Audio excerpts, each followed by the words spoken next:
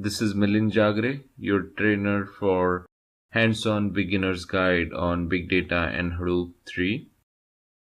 A little bit about myself. I'm currently working as a data scientist analyst at Ford Motor Company. The location is the headquarters in Dearborn. I do have 8 years of experience in the field of big data and Hadoop since my undergrad back in India.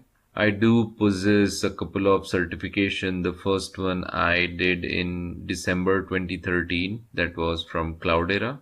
And the recent one that I did was in January 2017, that's from Hortonworks.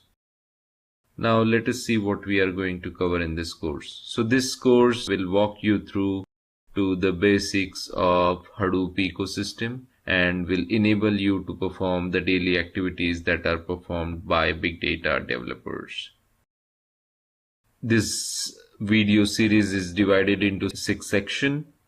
In section 1, we are going to see what do you mean by Unix operating system and the different commands that we use on daily basis. Section 2 focuses on Hadoop distributed file system, where we'll talk about the architecture of HDFS and the HDFS commands.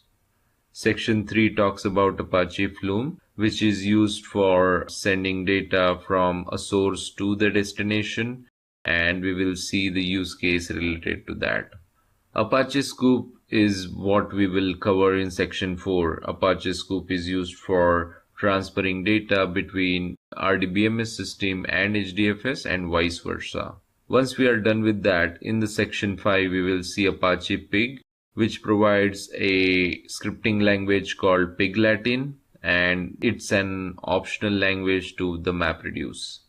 And the last section is related to Apache Hive, where we'll talk about the data warehouse capabilities of Hive and see various commands related to it.